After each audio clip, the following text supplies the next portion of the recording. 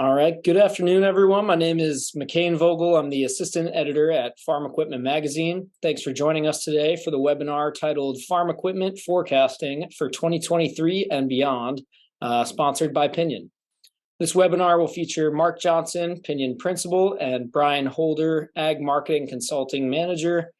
Together, they will discuss how your dealership can benefit from hearing insights on the current climate for your customers, and what to expect for an economic forecast for 2023 and beyond.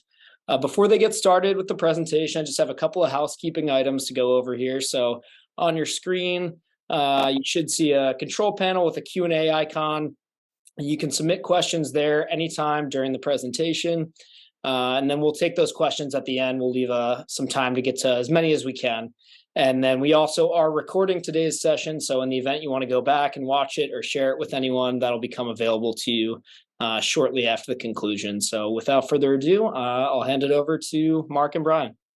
Very good. Thanks, McCain. We always appreciate being able to present here at Farm Equipment Webinars. And I apologize for being dressed down today, but the final push to the basketball season started today, and I'm kind of superstitious, so I wore my Jayhawk stuff. So if you're a Howard University fan today, I apologize if I'm offending you. Didn't mean to. That's just my superstition. So anyway, today is all about kind of looking ahead. And a lot of times dealerships in the past have budgeted just based on, hey, we're going to grow the same amount we grew last year. But the last 3 years, you've grown so much that starts to get feeling a little impossible to repeat. So we've been kind of honing in on our budgeting skills here lately. And so as part of that, I brought in Brian today to help us go through some specifics about what's your customer facing as far as 2023 and that kind of thing. And so Brian's going to talk more about himself in a little bit.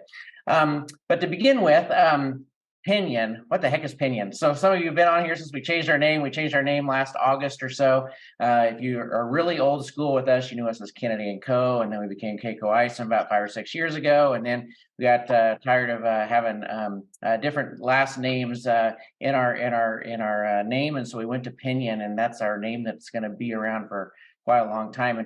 And Pinion, if you think about where the name, it's kind of it's the little piece in the middle of a bunch of pieces that make everything turn, and it just helps us kind of focus in on the processes and the efficiency of moving forward. And that's what Pinion is trying to do. Just quick about us: we're about 650 people spread across the country. I'm in Kansas City, and Brian's right up the road in Silver Lake, and so we're representing the Kansas folks today. But as part of Pinion, we have at our core, we're a consulting and accounting firm, and at our core, we serve ag clients. And so our clients look just like your customers, and so that's why today is super easy and super fun for us to talk about. So without further ado, I think I'll turn it over to Brian. Just real quick, our agenda is simple. It's kind of going through, hey, what's your customer facing, and then ultimately, what does that mean that 2023 and beyond is going to look like for you based on your customers? So Brian's going to go through some ag stats, and I'll go through how that affects you, and then we'll wrap it up with any questions at the end. So Brian, take it over. Okay. Again, my name is Brian Holder, live in Silver Lake, Kansas. I've been with Pinion for probably around 15 years, or at least company that was started with. So I wanted to cover a little bit more than just what's the economic outlook, because I can show you about 2 slides in about 3 minutes to tell you where we think pricing is going and that kind of stuff. But I wanted to give you an outlook on where grain market pricing forecast is for the next 12 to 18 months, but also some perspective on what ag producers are up against. A lot of you probably have come from an ag background.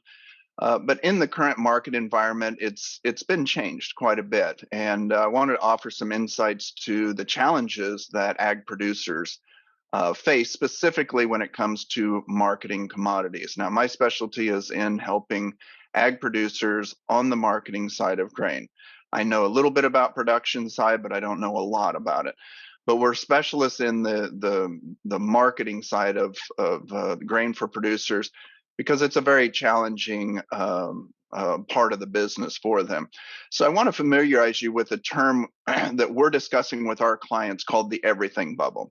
It's what we just went through, 2020 through mid 2022, where everything worked. The everything bubble made everything, every business investment decision look like genius, right?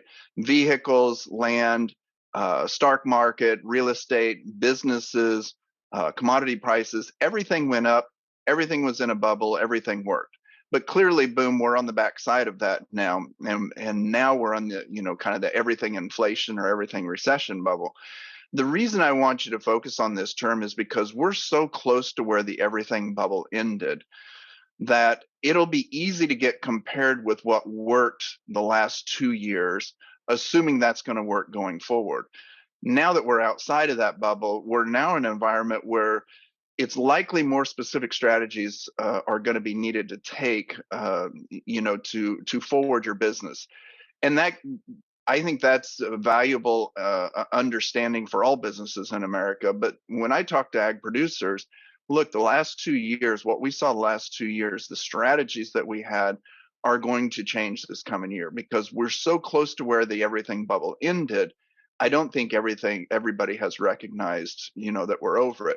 When it comes to ag commodity pricing, you look at the weekly corn chart, the weekly wheat, soybeans, cotton, almost everything was up. And so the ag space was not, was not spared from the everything bubble, which is a good thing. We had high prices and everybody was a winner. If you were an investor, if you were an ag producer, there's a lot of different sectors out there that over the last 2 years, almost everybody was a winner because everything was working. Everything was going up. Business was good. So looking back, the big changes that I've seen over the last 30 years ago, production ag was more of an art than a science. There was a lot of trial and error where the better, more skilled producers, produce more produce more bushels. They relied heavily on, perfect weather for big yields. On the marketing side, price discovery was truly based about supply and demand. We had low price fluctuations on the Chicago Board of Trade because the majority of the participants were producers and consumers. They were farmers and they were, livestock feeders. Price discovery was all about balancing that supply and demand to get to a fair value. And that gap in the middle there, that narrow gap between production and profitability was fairly small. If you wanted to raise more bushels, or if you wanted to make more money, you just simply focused on raising more bushels because the marketing side was fairly tame. Today, ag production has changed dramatically with the infusion of so many new technologies where precision ag can monitor every square inch of dirt to maximize its potential. Applications are far better. Hybrid seeds have genetic edits now that allow a plant to hang on longer during adverse weather.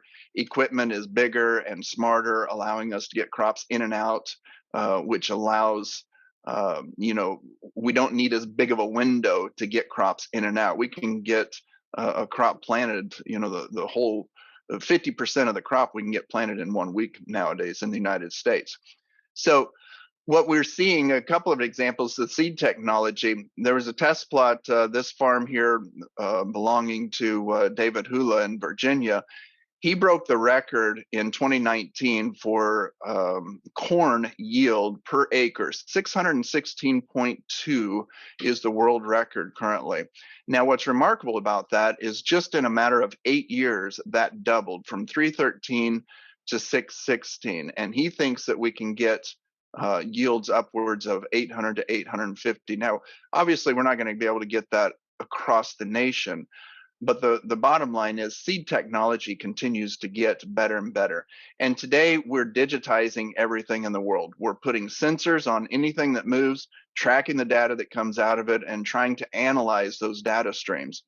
We're putting Fitbits on livestock now, or in this picture here, cameras that monitor livestock health to increase production because studies show a happy cow produces more milk or more weight. And, tractors and equipment are expected to be fully autonomous by 2013. We're using robots and drones for different things like precision weed control, that type of stuff. So Technology has really evened up producers over the last 30 years. Even the less skilled farmers now can look good, with today's technology. And that narrow gap that we used to see between producing and being profitable, that gap used to rely so heavily on becoming a better farmer, producing more. That gap is now wide and getting wider. And today, it's more weighted towards the marketing side of the business, and that's making producing a good income for farmers even more difficult. The reason why is because just as the last 30 years of technological advances, have changed the production side of ag, the marketing side of producers' operations has changed equally as dramatic. Today, upwards of 70% of the trades on the Chicago Board of Trade are non-human. Computer trading algorithms are used by these hedge funds. Hedge funds or outside investment money is now the largest participants in our markets, and they use computer learning algorithms to trade and artificial intelligence that it has created an excessive amount of volatility, uncertainty, and that makes grain marketing decisions very difficult.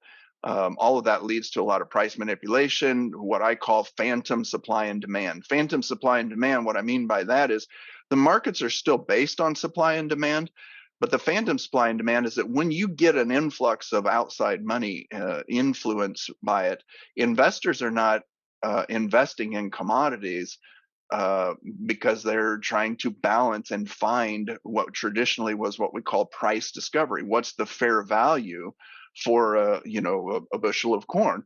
They're not doing it. They're simply in it to make money. So when you have everything is digitized, the Chicago Board of Trade, there used to be a lot of people on the floor answering phones from brokers, taking orders. That type of stuff has all changed now. It's all digital. And once you have a data-based, information-based environment, you can then apply computation, correlation, machine learning, and simulations, and that creates a lot of volatility, price manipulation. And a great example of computer learning algorithms and artificial intelligence is the Tesla car. We have a friend that drove his Tesla from Florida up to Canada, and it's got an autonomous driving button. You hit the button and the thing drives by itself. Well, when he drove it north, it drove itself about 35% of the time. Okay. It would shut off if it came into construction or something. The driver would have to take back control. That same car with the same sensors, the same camera, same hardware, 18 months later could drive itself 80% of the time because of the additional mapping, because of the additional information. The Tesla car updates itself like every 2 weeks. It's basically a computer with wheels. And computer trading, computers that trade commodities, the hedge fund managers that use these algorithms to trade the markets, they're getting smarter every week and tougher for producers to compete with. Now, the first major challenge of marketing, I think, is just simply understanding the computer trading algorithms, the fact that hedge fund managers run our markets. If you look at this graph here on the right, if you look at this gold line, this is a weekly chart of when outside money that we call hedge fund or managed money, when they're buying and when they're selling. It's just a graph that shows their weekly change of buying and selling. When you compare that to the actual corn chart, the weekly corn chart, it's almost identical in the fact that when they're buying, prices go up. When they're selling, prices go down. So it's very important to understand, because that's a totally different change from what our grandparents had to deal with when they were marketing grain. The second major challenge for producers in marketing, I think, is best described when you think about film photography. Now, some of you are, I'm sure, old enough to remember film photography. It was something that you operated on a scarcity model where you could only carry so much film around. It cost about $1 per photograph. It took a few days to get your prints back. You got them back, and your mom cut your head off, that type of thing. But you had a very physical world. When you move to digital photography and you move to that information-based environment, there's three major things that we see happen. Number one, marginal cost goes to zero. now I can take 1,000 photographs. The cost doesn't change. It's zero, right? And because of that, the domain changes, or the domain, I should say, explodes completely, changing to the point where, with film photography, I'm very careful to take a picture here and a picture there because, it's $1 a photograph. Today, we're holding down the button on all of our devices and literally taking billions of photographs because the cost is gone. And the third thing that happens is pretty subtle, but it's important. And that is that you fundamentally change the problem space. If you have a film-based environment where it's costing you $1 per photograph, you're optimizing for that scarcity, right? You have a whole bunch of business models that crop up around that scarcity. I might sell expensive cameras. I might offer, classes on how to take better pictures. Well, when you move to digital, all of that disappears because now I don't need to know how to take a good picture. I don't need a special camera to take a picture. We're all carrying cameras, and the cameras have become extremely more proficient and have become so much better over time. But we've all got them on our cell phones now. If I want a good picture, I can take 30 photographs of the same, person or same, view, and I can eventually get that good picture. So I don't need a special camera. I don't need. So you change the problem space. Now the problem is I've got hundreds and even thousands of photographs on 8 different copies, or eight or 10 different online services, and it's hard for me to find anything, right? I've got several computers, I've got them on online. And so when you go from scarcity to abundance, you create a new problem, and that is going from a sourcing problem, how do I get a good picture, now to a filtering problem, how do I find the picture that I need? Producers now have the information that only professionals used to have, only professional traders used to have. When I first started consulting 15 years ago, a large part of my job consisted of delivering market moving news to our clients so they could make good marketing decisions. Today, clients know what happened in the market 10 minutes before I call them without getting that information from me, because information now is so abundant and accessible. Yet week after week, I hear from producers throughout the country, frustrated with their marketing. And most notably, they say they have more information now than they've ever had in history. They just don't know what to do with all that information. On any given day, any one headline can mean the difference to an ag producer literally of tens of thousands of dollars. And it doesn't always have anything to do with ag specifically. This year you had, so much geopolitics. We had the rail strike, all these different headlines that are constantly moving the market. And it just becomes so much information. It's very difficult to truly understand. So just like the change in photography, to make better marketing decisions, we've gone from the years past problem of sourcing the information. I just wish I knew what was going on we're moving the markets, to now I know more than I need to know. I can't, it's too much information. I can't make good decisions. So the basic function of markets is to come to what I would call fair value. That's originally why the commodity markets were set up, amongst some other reasons. But the very simple chart to understand pricing is just that. When you have lower prices, in order to increase those prices, to get higher pricing, you would simply want to see an increase in demand or a decrease in supply, and or a combination of the two. That will typically lead to a higher commodity price. When commodity prices are higher, they end up going lower at some point, usually because of a decrease in demand or an increase in supply, or the function of it. Today, price discovery is a function of supply and demand as it's altered by investment money. Investment money that's come into our markets over the last 20 or 30 years has been significant, and that has really changed the game. The reason it's changed the game is because historically we can look at your traditional supply and demand, and you can look and say, okay, we've got a pile of corn that's 1.5 billion bushel in the United States, right? So historically, what price levels have we been at when the pile has been at that 1.5 billion bushel? And we chart that throughout the years, different levels. And so historically, we can look and say, typically prices trend around 450, 470, whatever it is during those time frames.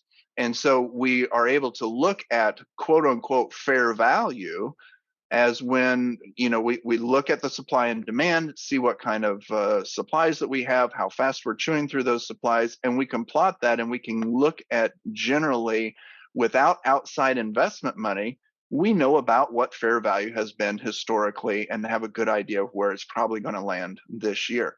When investment money gets involved, it changes the game. And I liken it to going to I grew up going to farm equipment auctions. My dad would buy farm equipment, we would restore it, and then turn around and sell it. And when you would go to a farm equipment auction, if there was a piece of machinery, if there was an old Oliver tractor, and you had two people bidding on that tractor, you typically came to a fair value, right? One guy didn't want to outbid the other too much. He didn't want to pay too much, right? So you ended up typically coming to fair value. However, once in a while, you'd get several people that were interested in that piece of equipment, whatever it was, and there may be 30 or 40 people all trying to get that piece of equipment. And some people wanted it for its utility use. They were actually going to take it home and use it. Some people wanted to take it home and restore it because they were going to add it to their other Oliver tractors as part of their collection. And when you start getting a whole bunch of people all bidding on the same thing, you tend to take that fair value to extreme. You tend to price things over fair value. That's exactly what happens in our markets. When we get a big flow, a big influx of outside investment money, we tend to trade commodities at higher than what I would call fair value, or higher than economic value. So let's look at what happened over the last couple of years, 2020 to 2022. Well, 2020 is obviously going to be most remembered for COVID. Now, at the time in 2020, the beginning of 2020, we were trading, commodities, ag commodities, corn, soybeans, wheat, cotton, fairly low prices. Soybeans were under $9. We were trading corn under $4. I think wheat was trading under $5.50. But then COVID hit. President Trump got on the TV, said, "Hey, this thing COVID, he's standing around with all the, the health advisors beside him, said, hey, it's our best guess that the best thing that we should do is everybody go home. You need to leave work. We need to, buckle down, let this thing pass so that we don't spread it, that type of thing." So we sent everybody home. Well, when that happened, that created a couple of very interesting dynamics. One was world leaders started to get fearful because there was nobody trucking. There were very few people trucking, I should say. There were people at ports that weren't shipping out. We were starting to slow things down, and all of a sudden, COVID-borne food security fears struck the hearts of the leaders of the world, the likes of Egypt and China and India. And all of a sudden, they started buying commodities as quickly as they could. And we started seeing a big influx in the middle of 2020 of huge demand from places that we hadn't seen it before. All of a sudden, we started selling a tremendous amount of corn to China. We hadn't been selling much corn to China, and all of a sudden, boom, it just exploded. So all of a sudden, we increased that demand just out of nowhere. The second thing that happened was, by sending everybody home, the federal government and the Federal Reserve decided, hey, since we got everybody at home, we better start infusing this economy with some cash. Otherwise, this economy is going to collapse. So they started pumping money into the U.S. economy, and not just the U.S. Central banks across the world did this. And that was a very easy thing for economists to look at and go, you know what? We're going to see inflation. And with inflation, that spurred the interest of outside investment money. Outside investors like to hedge against their portfolios when they see inflation coming by buying raw materials, and ag commodities are a part of that. And so investors started buying on a significant amount just due to inflation coming. Everybody wanted to own raw materials because inflation rises the prices of raw materials. You can make money. It's also a hedge against their other investments. All the while, all of that clashed with major droughts over the last 2 years in South America, North America. We had the United States, Canada, Brazil, Argentina, Europe, clashed with major droughts that all of a sudden started lowering our supply. And between the supply decrease, the demand increase, all of a sudden we had the makings for higher commodity prices, and we started seeing those higher commodity pricing. When you add that to investors that want to buy for a reason that is outside the scope of normal supply and demand, then you start getting into what I call premium pricing. And premium pricing is just that. When you get a big influx, you start seeing values traded like corn at a 1.4, 1.5 billion bushel carryout that we were projecting, a year ago this time. There was no reason for us to be at $8.50 per bushel corn, and yet that's what we were trading because outside investment money was running it.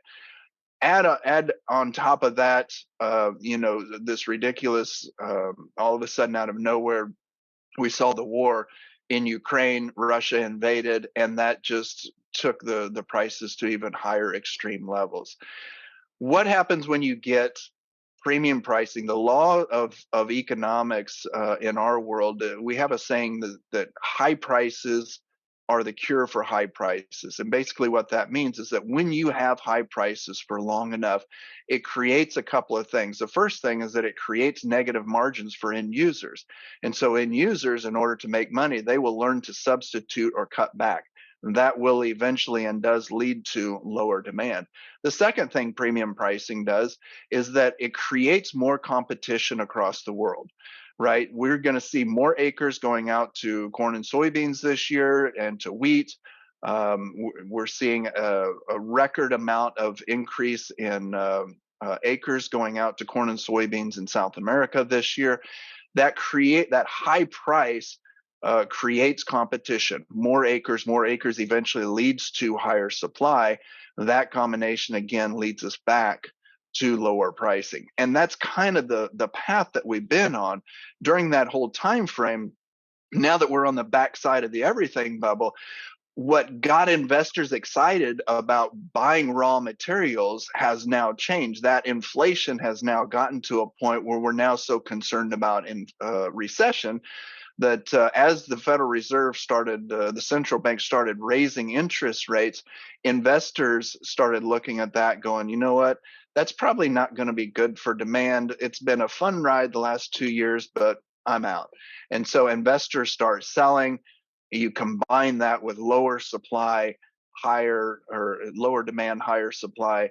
That's a good combination to get to, lower pricing. Now, there's always different things that will move the markets in that rotation. The very simple rotation that we have there's something, in 2018, it was about the Trump tariffs. Year after year, it's not going to be the same thing. What we just came off of in the everything bubble because of, everything that was spawned from COVID, was unique, and it was somewhat of an anomaly. But yet at the same time, if you go way back in history, it all follows that same little loop. It's all about being able to throttle price up when we don't have enough supply, because we don't want to run out of corn, we don't want to run out of wheat to feed people. And so when we start to get a low supply, we increase the price to ration demand. And so what I like to talk to producers about over the last 6 months, I've been talking to producers about this stuff for the last 6 or 8 months because we could see this kind of shift coming, is what I call the principle of the path. Now, the principle of the path states that direction determines destination, right? If I get on I-70 in Kansas City and I head west, even if I wanted to go to St. Louis, I'm never going to get there. Right, because St. Louis is east. If I head west, the path that I'm on will take me to California way before it's ever going to get me to St. Louis. So the principle of the path is just that direction determines destination. So I always like to look at market cycles and say, where are we at and what is the path that we're currently on? And there's really only three things that you have to look at, right? There's the investment money, and then there's supply and there's demand. So the investment money in this chart here, you can see on the left side in June, July timeframe of 2020, when investors really started ramping up into the commodity markets, that's a weekly chart of their buying, and it shows throughout 2021, 22, a lot of buying. We finally peaked out, and now the markets or the investors have started liquidating those positions. That coincides exactly with when the Federal Reserve started raising rates. As the central bank started raising rates, the markets or the outside investment money started selling their raw materials and the commodities that they've bought. And it's very, very simple. In the chart we showed, when they're buying, typically that's a path towards higher pricing. When they're selling, that's typically a path towards lower pricing. So on the supply side, this is a slide that shows three different balance sheets. Now, balance sheet is nothing more than, a balance sheet in any business, or like, think of it like your home personal budget, right? Your personal budget, you've got income, you've got expenses, and then at the end of the month, you have so much money left over. And that money that's left over gets carried over into the beginning of next month, and then you get to add it to the, you get to start with that, and then you have your income and your expenses and how much money's left over. Same thing here. In this chart here, you've got area planted. That's our income, if you will. Our production is the income. Our expenses are, ethanol, feed and residual, the different things that we use, exports. And then we get to what we call ending stocks. Ending stocks is how much, what's the balance at the end of the month in my checkbook? How much corn, soybeans, wheat, cotton, rice, whatever it is, how much are we going to have left over at the end of the marketing year after we've produced it, after we've exported it, used it domestically? What's the pile left over? That's called ending stocks. Stocks to use is a percentage of that. What the stocks to use are is basically how fast are we chewing through that pile of corn. Because a 1.3 billion bushel carryout, which is what we're currently in, this marketing year that we're currently in, we're sitting on a pile of 1.3 billion bushel in the United States as of, that's the projection, as of August of 2023, this year. So how fast we go through that pile of corn is what's called stocks to use ratio. And that's where we come up with fair value. We study that and look at it from a historical value. Where have we been throughout the years when our stocks to use ratio is at 9.1?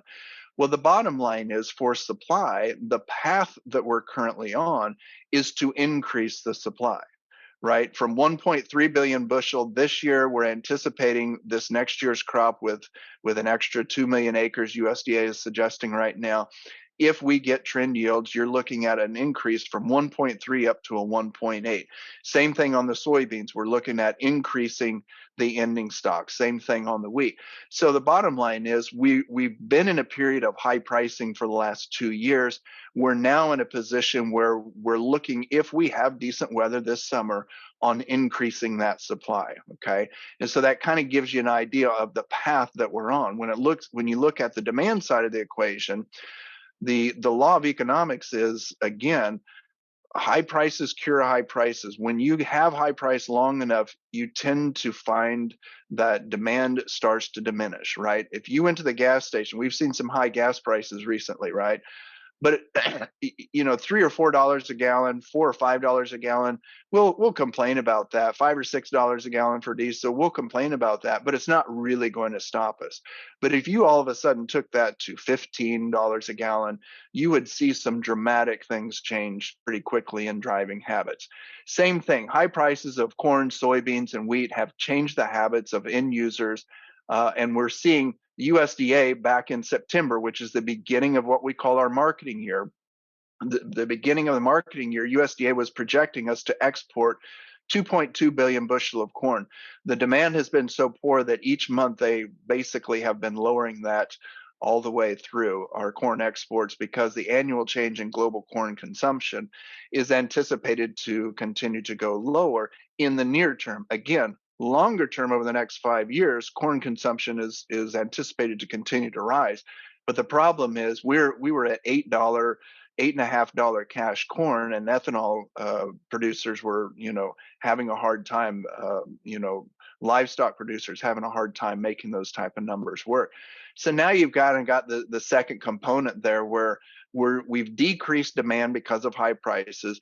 Why did we decrease demand? Because we don't want to run out of corn. And that's the whole function and the beauty of the commodity markets, is that we have the ability to throttle up and throttle down price based on the supply and demand so that we don't run out. It's a great system. When it comes to the looking at lower pricing for this coming year, that is basically the path that we're on. You've got investors that are not as interested in raw commodities. You've got supply that's increasing, or is expected to increase as long as we have decent weather this spring and summer. And then you've got lower demand. The path that we're on is to see lower pricing this coming year. However, this is something I've been talking to guys about for the last 4 or 5 months. Okay, what's happened over the last 30 days, though, has now, in my opinion, changed the destination.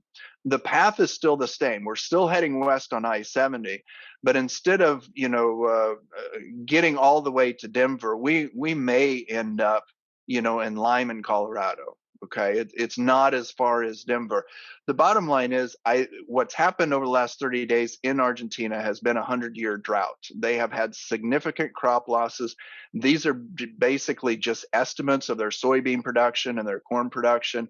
It has continued to go lower. I think that has changed the destination for pricing this year.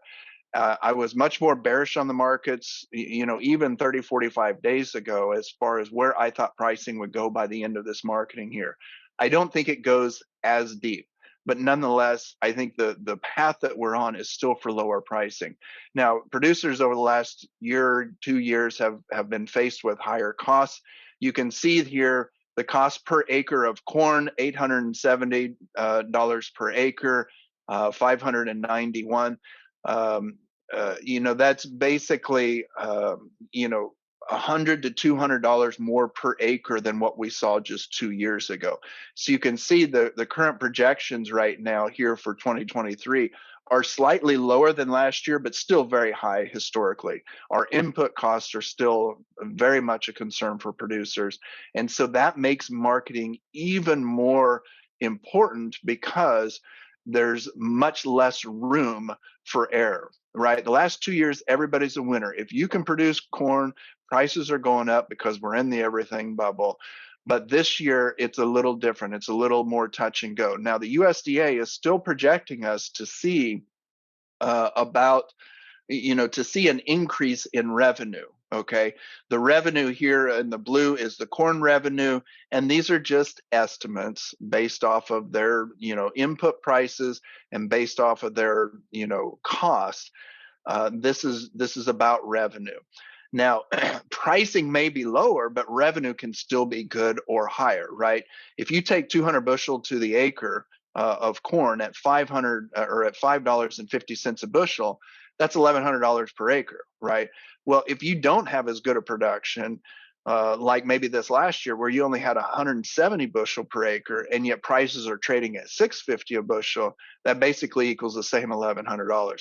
So the USDA is suggesting, even though things have changed, we're still going to have a good revenue year, which is very positive, especially for your business and your outlook. There are some positive things out there. However, we're still in a unique marketing environment.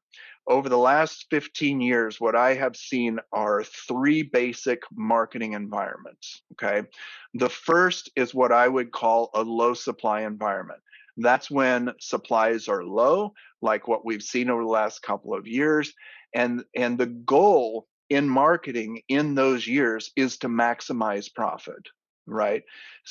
Last couple of years, we were talking to producers about the better pricing is likely to come, post-harvest. Okay. Historically, the best pricing for commodities comes pre-harvest. For the last couple of years, because of such extreme high demand and because we weren't having perfect weather years, we anticipated higher pricing. And so we wanted to delay or slow play marketing in order to try to maximize the profit. The second type of environment is what I would call an ample supply environment. And that is basically a transition to where we don't have, corn coming out of our ears, but we do have a decent supply. We're not worried about running out this year like what we've been the last couple of years. And the goal in those type of marketing years is to take margins. Okay, take margins. What I mean by that is you look at your cost of production, and we know that it's so much per acre. When we see pricing on the commodity markets, when the market's offering us prices that allows us to take some profits, we need to grab that margin. We don't want to slow play it. We don't want to wait. We don't want to say ifs and buts and what happens if Ukraine does this and China does that. We need to grab those margins because in ample supply environments, a lot of times the markets will spike up, give you an opportunity to take those margins, and then back down and pricing is lower, just below your cost of production. And so getting a hold of those profits is important when the market offers it to you. The third type of environment is an environment that we experienced like in 2015, 16, 17 timeframe, where literally we had a burdensome supply. We had big piles of corn, milo, we just had excessive amounts of wheat. It was a burdensome supply. We were having a hard time getting rid of it because there was just so much of it. And in those time frames, when you have a burdensome supply, a large supply, the demand for it typically will determine how long we stay in that, or a weather problem can change that burdensome supply, eventually bringing those commodity prices down, or something from left field like COVID, like what we experienced this last market cycle. Well, in those type of years, the goal is simply to protect the balance sheet. Now, that's not a lot of fun for ag producers. The reason is because the markets typically will start out the year at pricing commodities below the cost of production, meaning as a producer, I've got to get excited about pricing something that I know I'm going to lose money on. That's no fun. So the goal simply is to protect the balance sheet in those type of years, because when we're in burdensome supply environments, we typically don't have long periods of opportunities for us to price grain at profitable levels. And many times we don't have any opportunities. The goal is make it to the next year, stay in business, protect the balance sheet, meaning don't look at a $10 loss and say, I'm not selling any of my grain at a $10 loss because I'm going to wait. I didn't get in business for a loss, right? That's a difficult thing to do. But a lot of times in those years, that $10 loss can turn into a $20, $30, $50 per acre loss. And so the goal in those type of environments is simply to protect the balance sheet. And that's not a lot of fun. This particular year, I think we are moving from this low supply environment to what we've been in into this ample supply environment. So the outlook for me, when I'm talking to producers, is, hey, we're going to have opportunities. We've already had opportunities and we've already gotten some grain marketed. But we're going to have opportunities this year to market at profitable levels. But this moving from low supply into an ample supply means that we need to take margins and change our marketing. So I think producers can do very well over the next 12 to 18 months.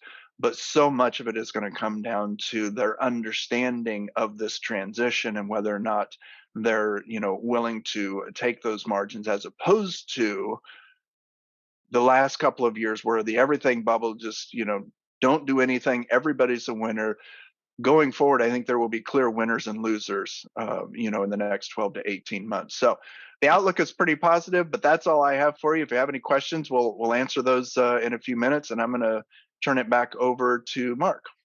Perfect. Thanks, Brian. And I don't have a slide for this one, Brian, but one of the interesting things, all of your data there covered the actual part of farming.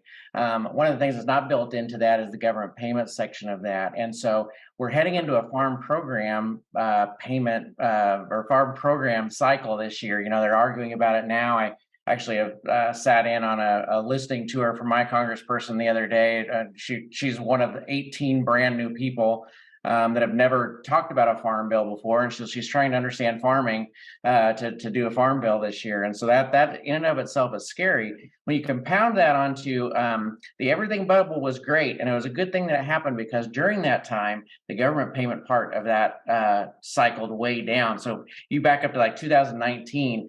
Total receipts that farmers made was like $424 billion. And of that, about 22 billion of that was government payments.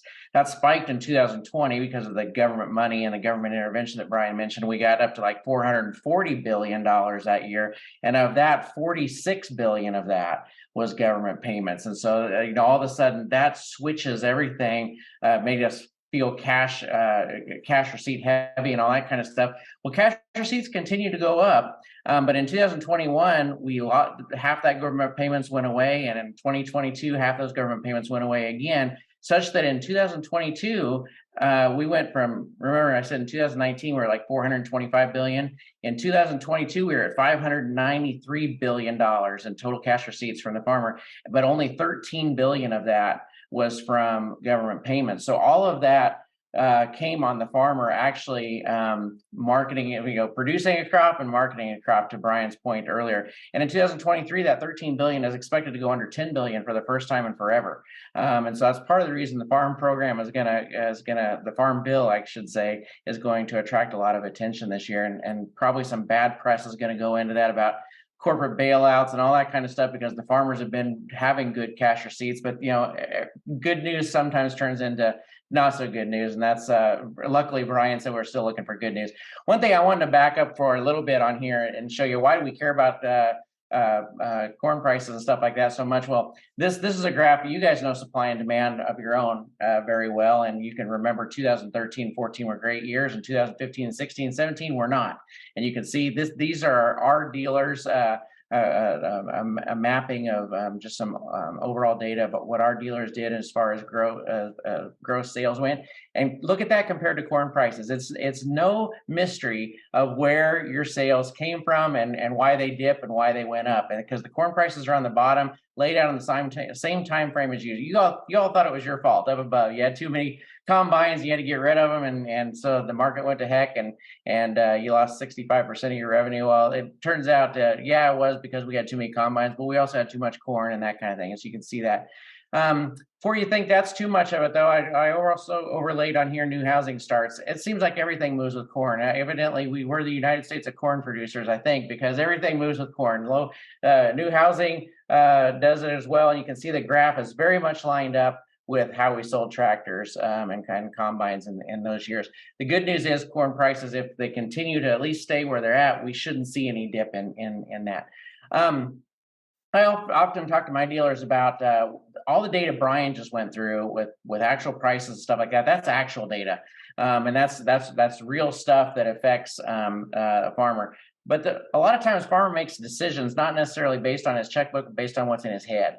And so these sentiment reports that we look at, this is one from Creighton. If you're not in one of these Midwestern states, don't worry about it. If you can't read it, it doesn't matter. I'm looking at the graphs here, and basically the sentiment report goes through and says, hey, we're gonna ask a bunch of farmers, and thought producers. It's interesting that they call thought producers. Most of them are farmers, but then we got college professors, bankers, and politicians. So I'm not sure exactly how those four people got into the thought producers. They left accountants out, which is kind of disturbing to me, but oh well. Anyway, so you look at this, and what all those people, I answer the questions and say whether or not they think the economy or the value of their farmland is going to be growing or decreasing next year. They ask them a bunch of different ways. They compile the data.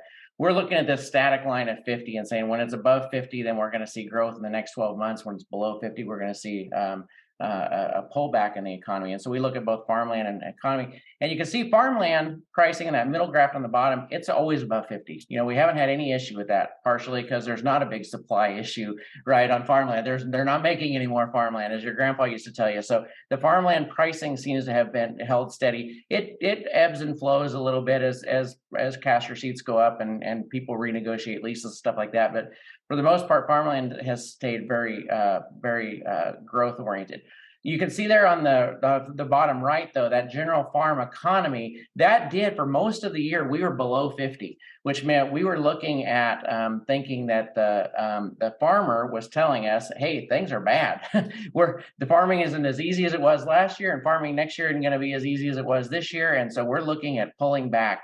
Not necessarily what Brian's data said, but what the farmer was saying. Now, you and I know that the farmer typically is a negative outlook person, and they tend to look at from that perspective, especially when they're talking to their farm equipment dealer. Oh yeah, things are bad. I don't have any cash. I'm not going to have any cash next year either. But anyway, we spent most of the time below 50. We propped up at the end of the year. This is the same look, same kind of concept, only Purdue does this. This is all over the country, not just those Midwestern row crop states, but this is all over the country. So we do have some dairies and fruits and nut trees and things like that are also balancing this out. But for the most part, you can see we took a little bit of a wild ride on the top left. And so that is from December 21 to December 22. This number, we're looking at the 100. Now, Purdue is a little bit, they must, their tuition is higher than Creighton, so they use 100 instead of 50.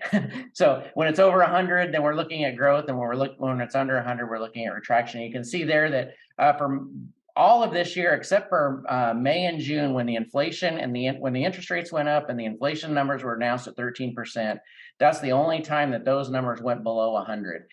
They weren't as high as they used to be, but they were above 100 the whole time. And so those sentiments were a little bit better, except November. I guess it also dipped below 100 right at the election, but it spiked right after the election, which is typical. The thing I like to look at on this one, though, is on the bottom. That especially that bottom left, I focus on that brown bad time graph. And that bad time is farmers saying it's a bad time to invest in equipment and other large purchases for my farm because I'm worried about cash flow, because I'm worried about this and that. And you can see that at the end of 22, we ended with about 70% of the respondents saying this is a bad time. That's way worse than if I back it up to December of 2020. The bad time actually dipped below 50. So that's why I focus. I never even look at the good time graph because I don't believe farmers ever say it's a good time to buy. But in that December 2020 timeframe, it went below 50, which when you flip that over, that means more than 50% said it's actually a good time to buy equipment. And so then 2021 and 2022 happened, and you guys made record profits and sold record amounts of the machinery until you ran out in October of this year. And so that now it's maybe a good thing that our supply pulled back a little bit because we're about 70%. Now that number's kind of a little bit less than that in February now. But on the next page here, you can see why. Why do they say it's a bad time? And so go way over to the right of this graph, and you can see we've got several colors on here. The good news is that the green one, the 11, the bar that says 11, that is uncertainty about farm profitability. So this graph is about primary reason why now is a bad time to make a large investment. Well, only 11% of the respondents said it's because of uncertainty about farm profitability. So it really doesn't have anything to do with how I'm doing on the farm. It has everything to do, 45%, with the fact that the price of farm machinery, because of supply issues, because of pricing issues, just like Brian just went through with commodities. We went through 20% increases in 20% increases in 22, and we're looking at like 14% increases in 2023. And so, those prices have caught up with us. So 45% of the farmers say it's a bad time to buy machinery just because the equipment's super expensive. Interest rate also bugs them a little bit. But as far as the good news is that 4%, I don't know if that's true. That they say that's a tight farm machinery. They must not have been on your parking lots in the last few months, or else they were looking for the wrong thing, because they didn't list that as a very strong reason of why it's a bad time. Evidently, they don't understand that that's the reason that we had the 45% of the price increasing. That was because of there wasn't equipment out there for you guys to sell. So go ahead to the next graph there, Brian. So we look at a whole bunch of stuff when we're kind of, as far as this is what we call our equipment, farm equipment dealers barometer, as far as what 2023 looks like. You can see at first glance that top heat map there almost makes it look like we're concerned because we're saying that there's pullback. And that's actually not that. It's just the last couple of years, inflation has been, 10+%. You guys have given out plenty of raises. You guys have had all of your expenses go up, just like the farmer has. And so if we're only going to be in 5 to 8% growth mode, which used to be a good growth mode, that's not even going to cover our cost increases and our payroll increases and things like that. So 5 to 8%, yeah, it's good. We're growing, but it's not keeping up with the inflation growth. The good news is it's not red. And so, when we look at 2021 and 2022, between those 2 years, you had 50% growth. My dealers that used to sell $150 million worth of equipment are now selling, $325 million.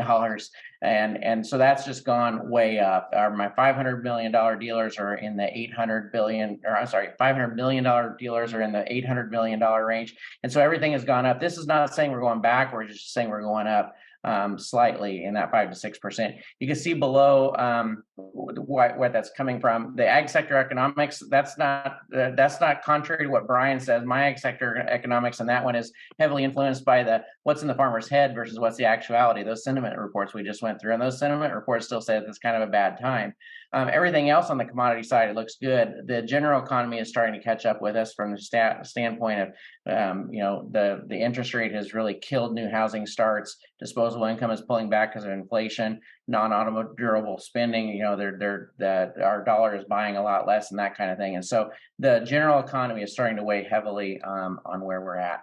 And so, but still, overall, we're looking probably a 5 to 6% growth rate for you guys in 2023. 2024, the first half of it's still looking pretty good too. The back half of it is less sure of where we're at, but it feels like there's going to be a little bit of a pullback about the same time that we've got some of those excess supplies in corn and soybeans that Brian was talking about. And so it might be that we get a little bit of a pullback in late 24 into 2025, but it won't be anything like what we saw in 13 and 14. It feels like there's going to be a 10 to 15% correction, and we'll kind of circle the wagons, and we'll get all of our stuff back in order so we can kind of reset and go forward from there. So back in the old days, we used to always look at the ag equipment dealers. We had a 7-year cycle, and we'd be 3 or 4 up, 1 year down, 3 or 4 more up, and 1 year down. That's kind of what our 7-year cycle looked like, and we just haven't experienced that in a long time. We've had 7 years up, and we haven't had a lot of pullback, and it feels like it's time to do that. And sometimes that's healthy for us. It helps us reset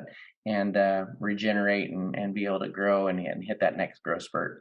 So overall, it feels pretty good for next year. 5 to 6% growth, and that'll make for a good balance sheet as Brian described there for you guys going forward. So I'll stop there. I think Brian and I, there is our contact information, but if any of you have any questions, we have a few minutes for that. If not, you can have our contact information there to send us any questions you have by email, or you can give us a call. Well, thanks, guys. Yeah, just a reminder to the audience, there is a Q&A icon on the screen there. If you have any immediate questions, you're welcome to go ahead and type them in there, and we can read them off and get them answered for you right away. Otherwise, as they mentioned, feel free to send an email directly to them and get an answer to any of your questions that way. One question I'll just kind of ask just to keep it going a little bit for you guys here. More of a general broad question, but for you two, what is the most difficult part of trying to accurately come up with a economic forecast for 2023 and beyond, given everything we've been through in the last couple of years?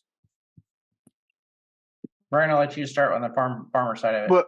Well, from the farmer side of it, there's been a significant volatility in the input prices. I mean, obviously input prices skyrocketed last year, but then we've also seen them come down. And there's a lot of interesting things going on in the world when it comes to the war, when it comes to U.S.-China relations. That don't have anything to do with basic supply and demand, but all of a sudden it starts affecting oil or natural gas, which affects the inputs. So a lot of it, I think, for me right now, has just been what we've been through has been just so significant. Such a strong rally. We can also see those type of things. We saw financial crisis in 2008, 2009. That year we were trading at $8 corn, and 4 months later we were trading under 3 due to the financial collapse back then.